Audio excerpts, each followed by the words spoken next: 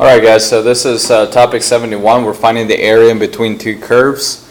So all we're doing right here is that we are finding the area right here that's being enclosed by this function y equals x squared and this function y equals the square root of x.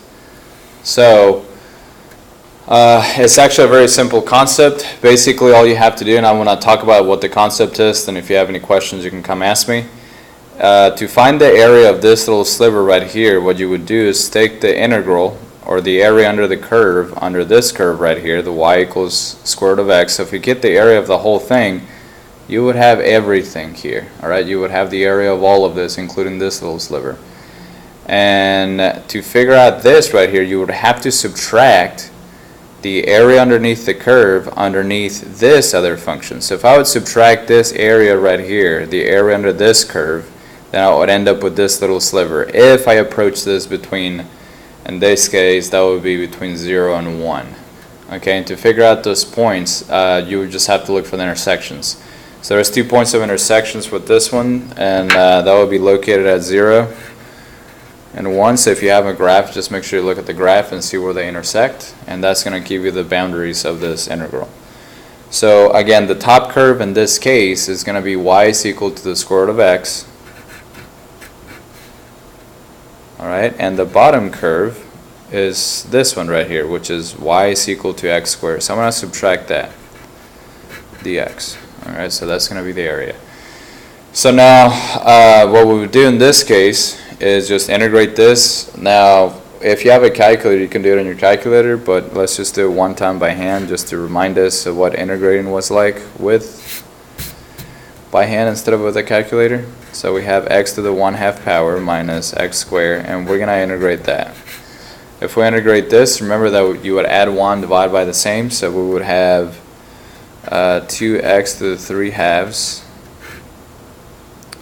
over 3 minus x cubed over 3, and we're going to evaluate that between 0 and 1. This is a 0. Alright? And we would get that if we plug in a 1 here and here, I would have 2/3 minus 1/3 minus, so I'm going to subtract, when I plug in my lower boundary, that's what I'm going to plug in for this. So if I put a 0 here and here, I would get a 0. So the area of this area that's being enclosed by those two curves is equal to 1/3. Okay? Now the next one, I went ahead and sketched most of these so I wouldn't have to take the time to sketch it in front of you. I figure you can do this on your calculator, right? So if you sketch both of these graphs, that's what it would look like on your calculator. To figure out the boundaries, again, you can, if you want to do it by hand, you would set both equations equal to one another, and then you would solve for x. In this case, we have 0 and 1, which means that's where these two curves will be intersecting. So we're going to integrate between 0 and 1.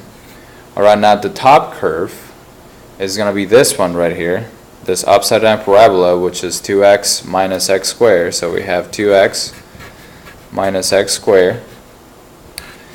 And then that's the top curve minus the bottom curve. The bottom curve in this case would be y is equal to x squared.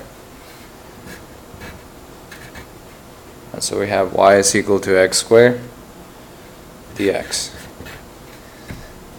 And again, if there's going to come a point where I just leave it like that and put it in my calculator and do it, but I'm just going to simplify this a little bit further. So we would have 2x minus 2x squared dx, and then you can integrate that.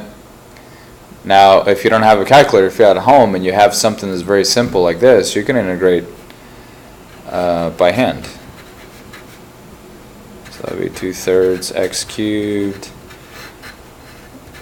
Right, and then we will have 1 minus 2/3 minus 0, and that's also equal to 1/3. Alright, so notice again that in this particular case, the area that's being enclosed by those two curves is 1/3.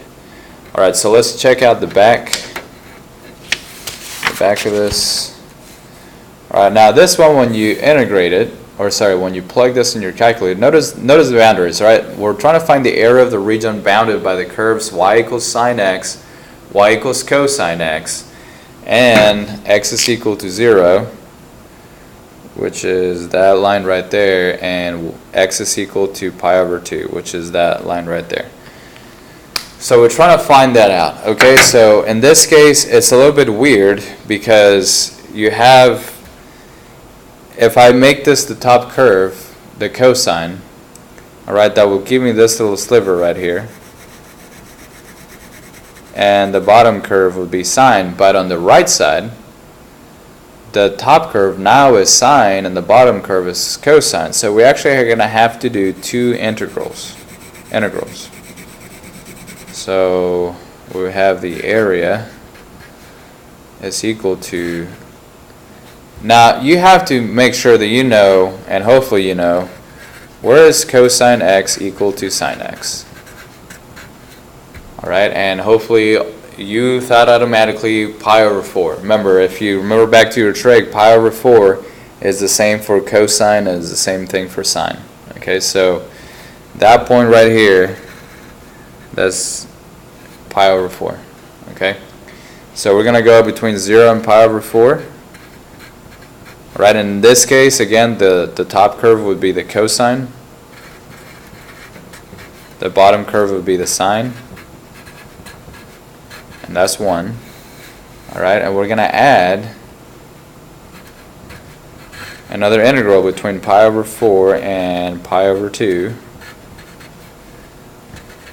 And in this case, notice that the sine function is the top curve, and the cosine function is the bottom curve. So we have sine x minus cosine x dx.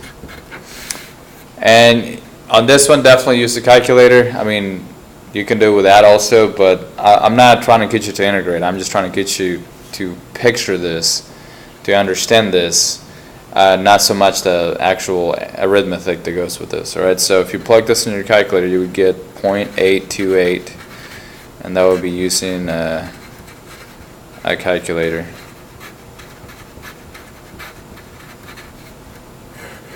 Alright, so the area under those curves, the area being enclosed by those two curves is that. So again, on this one we have to break it in two because the cosine and the sine function, they're the top, the cosine is the top here and the bottom here, and the sine is the bottom curve and the top here. So you have to break it up into two. Alright, now finally example 4, I'm sorry, not finally, but almost finally. On example 4, alright, again, if you graph this, this would be the x to the 4th minus x curve right here, and this would be this other curve right here, this rational function. Now the area enclosed that you can tell hopefully is this area. Alright, so the area being enclosed by those two curves is this. Now on this one, please go to your calculator, figure out what this intersection point is, and figure out what this intersection point is.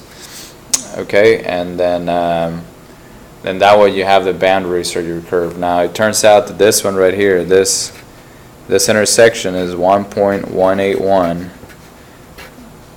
0.763. Alright, so notice that really what I need for the integration part, I need that number. Okay, so I'm going to go between 0, so this point is 0, 0. I'm going to go between the 0 and 1.181. Alright.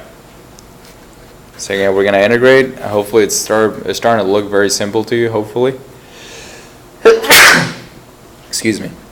So we have between 0 and 1.181,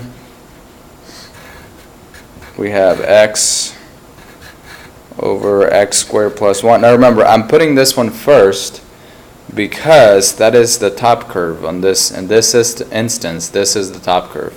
And then now I'm going to subtract the bottom curve, and the bottom curve is going to be x to the 4th minus x. Alright, and if you have that, and if you have a calculator, this would be it wouldn't be, you can definitely do it by hand, but it would take some time. So if you have a calculator, go ahead and plug that in, find the integral, and if you do, it would give you this. Okay, again, that would be using a calculator.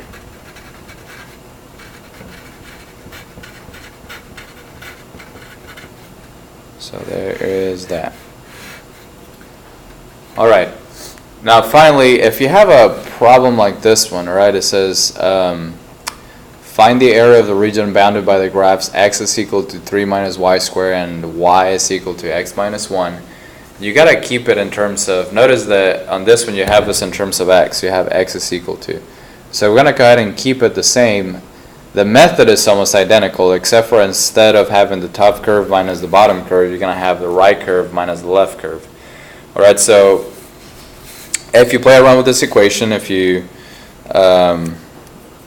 you know, x is equal to that right there, if you turn it into x, or on this one, if you want to turn it into y, you get this. So if you want to, you can put that in your calculator. You know, you have two equations here. You have the positive and the negative, and you have this other equation, and see where they intersect. And when you do, you get that they intersect here and here. Okay? So after that, okay, we'll have the integral of the right curve, which in this case is this one, which is 3 minus y squared, minus the left curve, which is this one. This is the linear function right there, so we have y plus 1. Right, so again, I noticed that I did that here so I can keep it all in terms of y. Alright, dy. And now to figure out the boundaries, instead of taking the x coordinates, or instead of going from -1 to 2, we're going to go from -2. So we're taking the y coordinates instead. From the bottom one to the top one. Right, so again, from the bottom one to the top one, because this is in terms of y. So we have from -2 to +1. Alright, and after that you can use your calculator also to solve for this. The answer would be 4.5. Or if you wonder, well, how do I type in y into the calculator? The answer is it doesn't matter if you type in y or x. You can type this y as x's on your calculator and it will give you the same answer. Because your calculator really can't tell the difference between a y and an x. It's just a variable. Okay, so that would be it for that one. And by the way, the area you were trying to find would be that area that's being enclosed by those two curves. Okay, so that's it. If you have any questions, please let me know. And make sure you really understand this, because it gets a little difficult to picture here in the next few lessons. Alright, if you got any questions, make sure and ask me. Goodbye.